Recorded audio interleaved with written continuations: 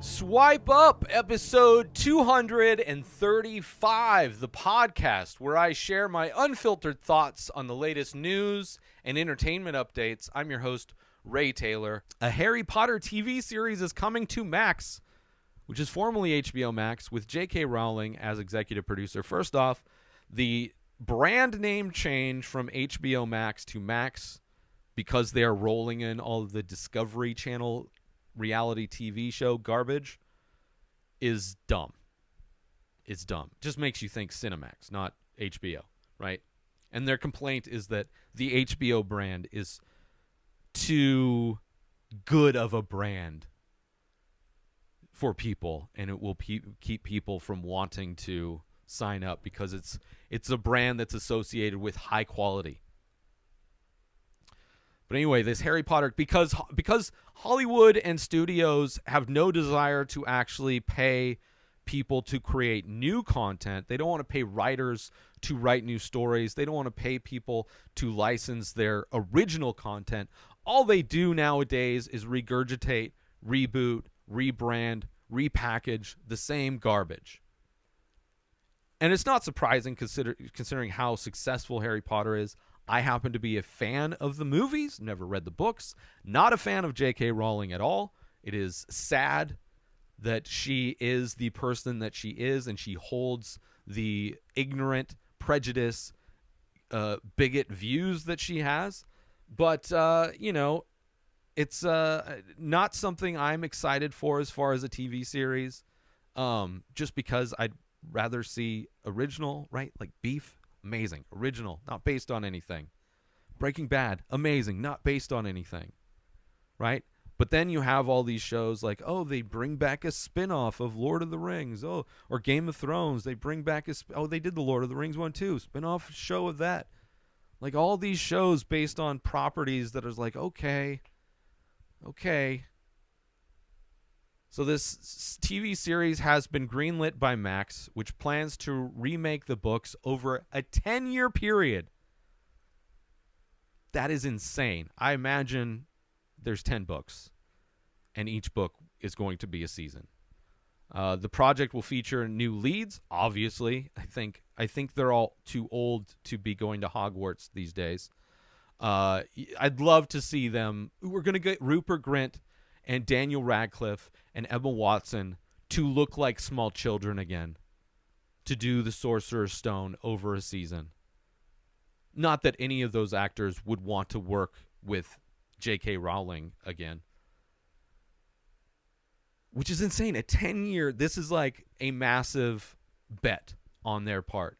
And they have no foresight to think that maybe it's a bad decision, bad business decision, bad optics for this show to be partnering with a bigot in J.K. Rowling, right? There's like the fact that doesn't register as maybe an issue, that maybe people won't want to consume media that has these right-wing bigot views. It's just kind of a sign that bums me out, really, because there's a lot of stuff on HBO that I enjoy. And now that it's owned by this guy who doesn't seem to be tapped into reality in any kind of way, aside from reality TV, it's disturbing. The project will feature new leads and will include more details from the novel than, obviously, a TV show over 10 years obviously is going to have more details than the movies. J.K. Rowling, the author of the books, will be involved in the series as an executive producer, though she is not expected to have day-to-day control or contribute to the writing. The problem is that she's going to be making money off of this. And she's somebody that I think a lot of people don't want to make wealthier because she has such narrow-minded, ignorant views. So just the fact that she's attached in any way is... And they could have done this show and not named her as an executive producer. She still would have gotten paid, and it probably would have looked better for the network if she wasn't directly involved in any way. But of course, she's an executive producer because she wants that money, right? Not that she's rich enough. She wants that money. Many people consider Rowling's opinions on the trans community to be offensive. Duh. J.K. Rowling, the author of the Harry Potter series, received criticism in June of 2020 for tweets that she posted about the trans community. Rowling retweeted an op-ed piece, discussed people who menstruate, and exposed her dissatisfaction with the fact that the article did not use the word woman. She then went on to say that if sex isn't real, the lived reality of women globally is erased, and many people would lose their ability to meaningfully discuss their lives. It doesn't at all. It doesn't at all.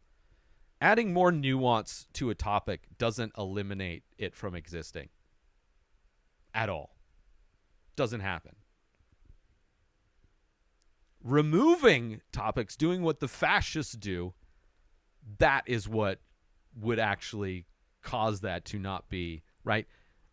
Doing what she wants, not including the existence of trans people that have existed as long as humans have existed, that is removing them from a conversation. But she's the attacked one. Rowling's comments received a lot of backlash from the fans and stars of the Harry Potter franchise, including Daniel Radcliffe, Emma Watson, and Rupert Grint, and Eddie Redmayne. Radcliffe released a statement via the Trevor Project saying that transgender women are women and that any statement in the contrary erased the identity and dignity of transgender people. Correct. Watson tweeted her support for the trans community and encouraged her followers to donate to organizations supporting trans rights. Rowling published a lengthy post on her website where she outlined, quote, 5 reasons for being worried about the new trans activism, end quote, and the use of the acronym TERF, which stands for Trans Exclusionary Radical Feminism, which is an interesting thing where you have feminists who are for the inclusion of women as being equal, but not trans women, right? They're for equality up to a point, right? In some ways, it's very much like Kanye West being a white supremacist. It's ridiculous. These TERFs, these like people who it's the same as like people that consider themselves moderate, right? Oh, I'm a feminist, but like not really. I'm for equality, but not for all people, right?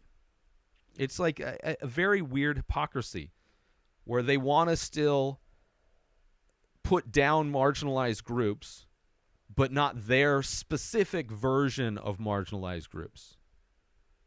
It's absolutely stupid. Many Harry Potter fans were disappointed and felt that Rowling's comments went against the message of the books, which promotes inclusivity and acceptance of those who are different. It actually very much does. Very much does.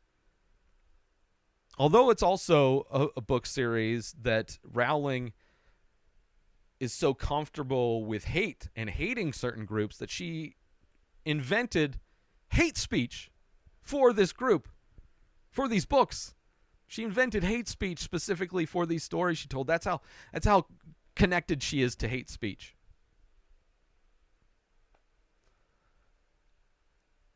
Critics and fans have expressed concern about Rowling's involvement in the project. Media professionals and fans have criticized the decision to involve Rowling in the project, with some calling for a boycott. It is unclear whether the controversy will have any impact on the show itself. The recent game release of Hogwarts Legacy faced similar criticism for Rowling's involvement, but broke sales records. So, I don't know. Rowling released a statement expressing her commitment to preserve the integrity of her books in the new adaptation. It's like, oh man, it's like the only thing she is accomplishing by digging her heels in this way is to lose fans. Not to say, and it's an interesting thing, because on the conservative side, the ultra-religious people already consider Harry Potter specifically as the work of the devil. So she's digging in her heels to sympathize with a political stance with conservatives, which a big percentage of those conservatives consider what she does to be the work of the devil. So it's like she's already not going to be accepted by a percentage of that population that agree with her stance on transgender. But now, because she's digging in her heels, she's losing fans who don't think that any group of people should be excluded from being treated equal in this country or in this world, that humans should all have the same rights and be given the same respect as everybody else. And the idea of sex and gender is not as binary as conservatives like to pretend it is. And it isn't specific to humans. It exists in all life. And if you really want to break it down, every single man on this planet is a trans man. Started off as a woman. That is why men have nipples. Because as they grew as a fetus, they started as women, and a change happens to make their ovaries drop out and form testicles.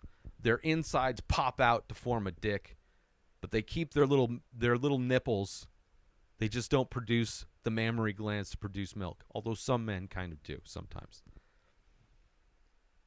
It is not a binary thing. Biology is far more complex than the simplicity these simple-minded people try to make it out to be. But if you're somebody who identifies as being a man, every single one of you started off as a woman. And that's literal science. Thank you all for tuning in to another episode of Swipe Up. I hope you enjoyed my thoughts and insights on the latest news and entertainment updates. Please join the conversation by leaving a comment or rating on your favorite podcast platform, or over on YouTube in the comments, as people love to do that on YouTube. I'll see you next Thursday for more unfiltered opinions and fresh perspectives. New episodes of The Ray Taylor Show come out every single day. Subscribe on YouTube and everywhere our podcasts are found. Binge the full week over at inspireddisorder.com/plus. Buy Ray Taylor Show merch over at inspireddisorder.com. Have a wonderful day, everybody. Peace out! Today is the day where you wake up and you realize that everything that you've been dreaming about, everything that you've been wanting, every goal and wish and hope that you've ever had can become real. Dreams can come true. What you manifest in your mind, you can bring to reality.